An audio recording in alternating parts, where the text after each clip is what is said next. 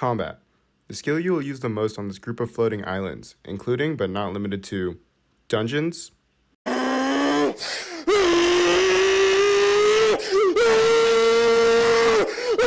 slayers,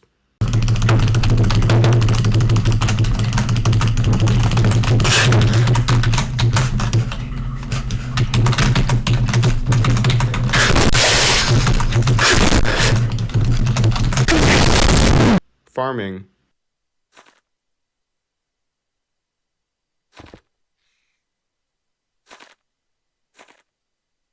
and forging.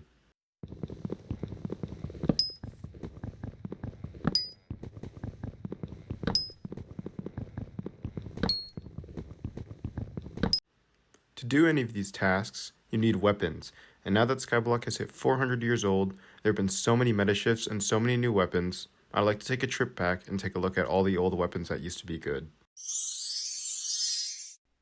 Hey guys, before we begin... Bro, who the is on my... Get off my island, bro. Hey guys, before we begin, I'd like to talk a little background. I've been a pretty OG Skyblock player myself, but due to unfortunate causes, I've lost my OG profile. The purpose of this video is to conduct unscientific research on weapons that I used to think were meta at the time, versus what I think is currently meta, to see if any of these weapons are secret treasures or are meant to be left behind in the past. We'll be discussing 4 different sectors of the game, the first being Fresh Spawn, where your adventure awaits and you pick up your first sword, just entering the end when combat takes a difficult turn, the Dragon's Den, the old endgame area, and finally, the bow that used to rule them all. Anyways, before we start, we need to take a look at some stats that will be influencing my damage. Firstly, I am combat level 55, I have 991 magical power, and I'll be using no pet, armor, or any equipment. Furthermore, I'll be using the Spicy Reforge that is the highest damage dealing Reforge from the blacksmiths, which is the easiest to obtain, but Sharp is a good alternative if you need the crit chance.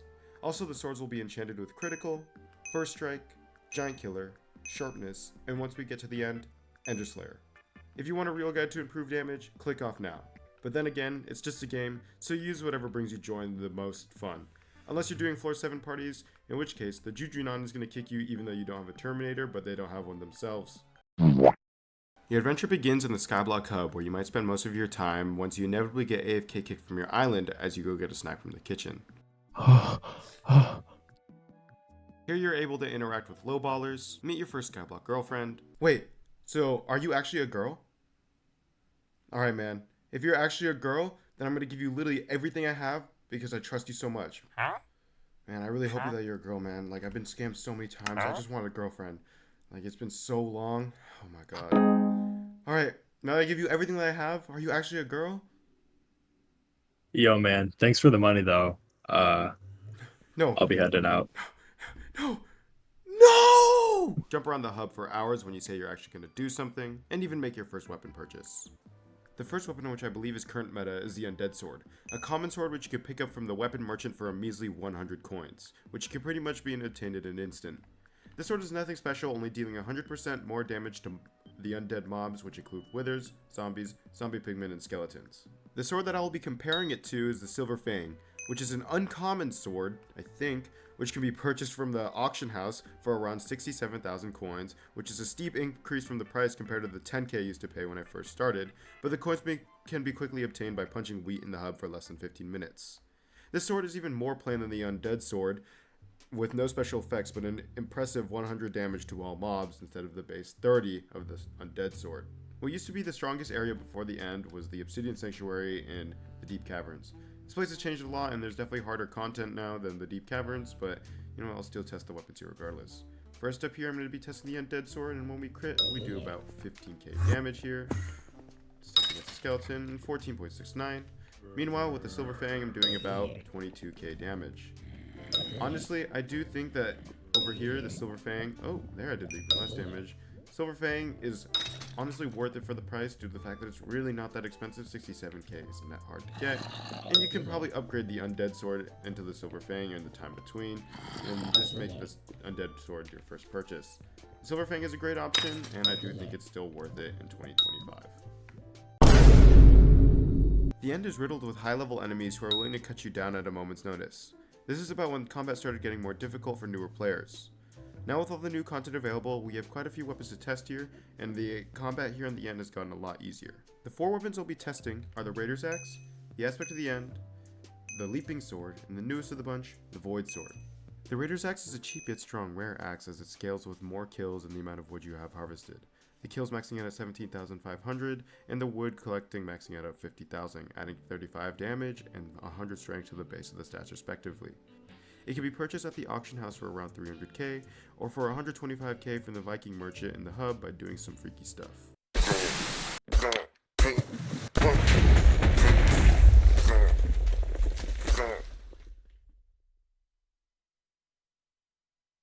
The Aspect of the End, also known as the AOTE, is an amazing rare sword allowing the users to teleport 8 blocks forward when right-clicking and will be used as a utility weapon in the future.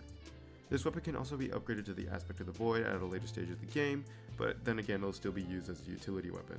The AOTE's base stats are ridiculous, but unfortunately the prices as well, as it can be purchased from the auction house for about 1.5 million coins, which is a lot higher compared to the old price for around under 200k from my time. You can also craft this weapon with 32 enchanted Eyes of Ender and an enchanted diamond after getting Ender Pearl Collection 8. The Leaping Sword is a sword that I was never able to afford when I first started playing the game, but yet I still feel like it fits here because it can be acquired through the Spider Eye collection, and there are spiders in the island before this. You can also buy this weapon from the auction house for an insane 4 million coins, and hopefully the damage of the sword can match the damage it did to your bank. Finally, the newest addition to the bunch is the Void Sword, which can be purchased for a crazy low price of 200,000 coins from the Lost Adventurer NPC after talking to him and killing 5 Endermen. You'll find him right at the entrance of the end, so you won't be able to miss him. The base stats of this weapon are quite weak, with only 125 damage, but fortunately you can gain plus 20 strength for each Ender piece of equipment and Ender armor you are wearing, totaling up to 80 strength total. To test the damage of these weapons, we're going to be inside of the end and we're going to try to kill some Endermen. First, we're going to be using the Raider's Axe, and when we kill an Enderman with this on a first strike, we do about 30k damage on a crit.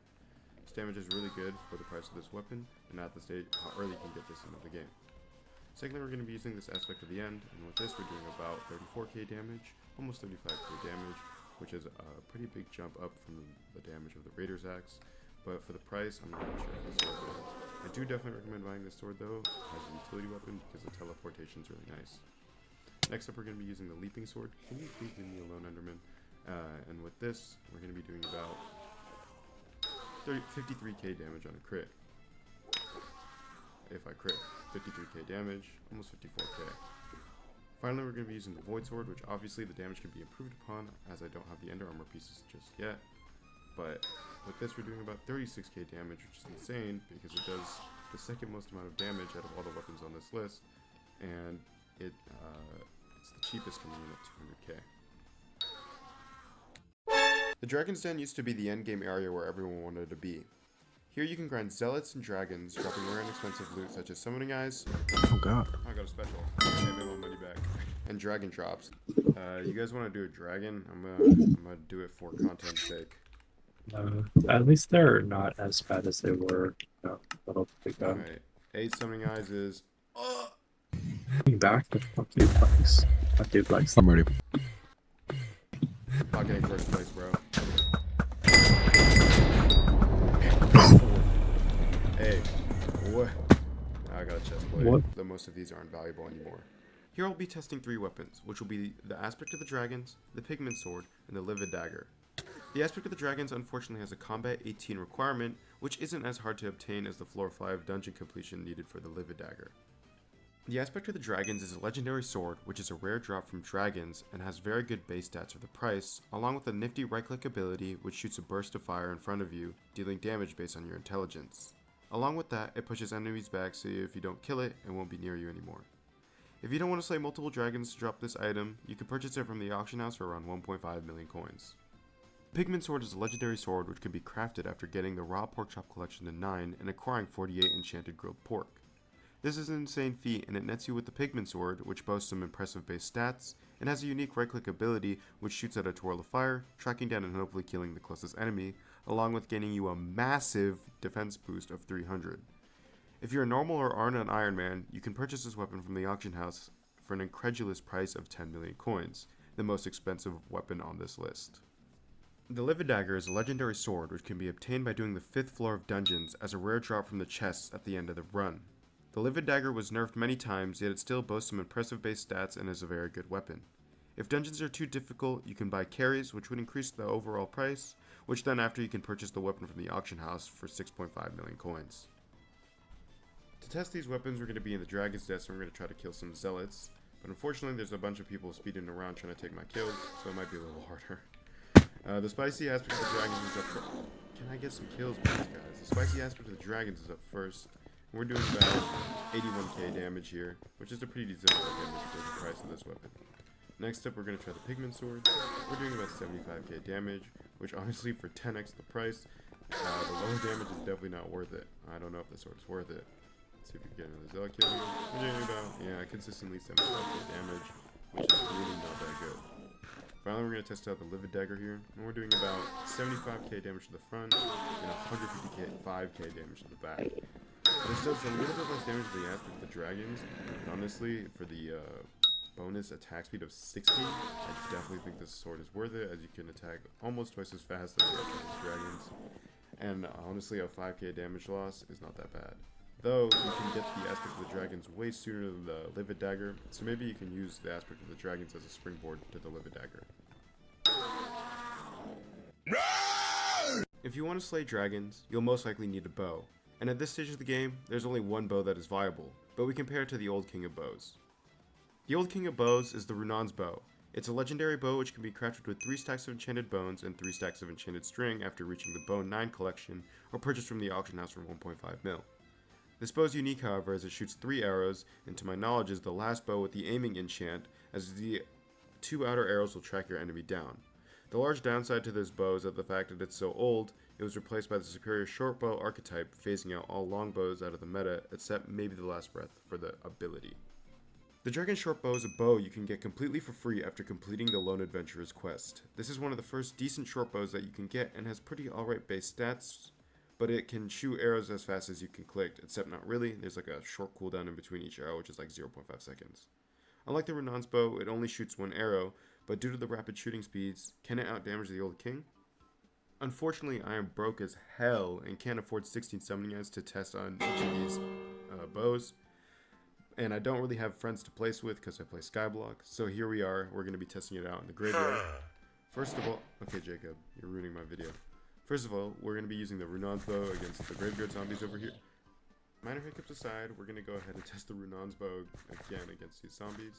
So fully pulled back, we're doing about 36k damage. And unfortunately, there it didn't crit. Unfortunately, if you don't pull the bow all the way back, you won't be able to crit. And it just does so much less damage. The Dragon Short Bow is up next, and it shoots as fast as you can click pretty much. And it's doing about 28k damage, which is about 8k less damage than the Runan's bow. Honestly, for how fast you can shoot this bow, I think it's just a lot better for killing these multiple enemies in swarms.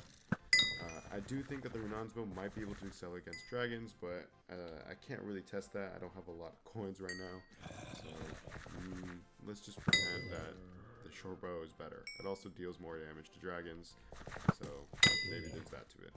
Unfortunately, as cool as these weapons are, it seems that through all the updates, the old meta weapons have fallen victim to power creep and have been phased out of almost irrelevancy, but they serve their purpose at their time and will always have a spot in my heart. Of course, you can still use these weapons today, but as the price of most of these items shows, these have just become relics of the past and nothing more than an expensive piece of metal on a stick or just some pixels in the game. Thank you for watching, and make sure you like and subscribe, and enjoy the rest of your day.